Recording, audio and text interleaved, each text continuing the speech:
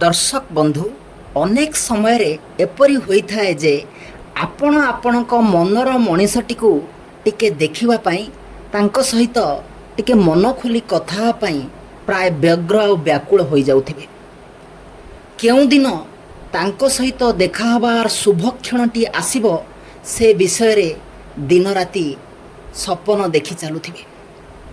हेले जेउ दिन तांको सहित भेट हबार सुजोग मिलिबो सेदिन जदि दुर्भाग्यवशतः कौनसी कारणरू आपण तांको टिके भलरे देखि न पारिबे, तांको सहित टिके मन खोली जदि कथा न होई पारिबे, ताहेले आपण मानसिक स्तर रे गभीर जंत्रणा अनुभव करिवे।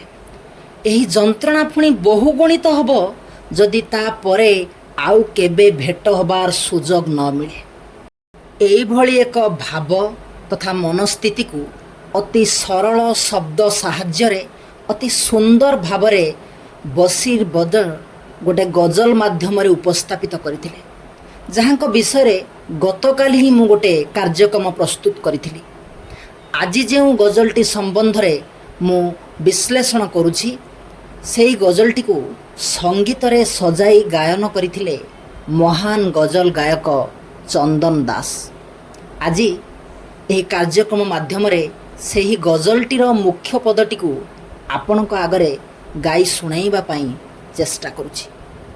ना जी भर के देखा ना कुछ बात की, ना जी भर के देखा ना कुछ बात की, बड़ी आरज़ू थी मुलाकात की।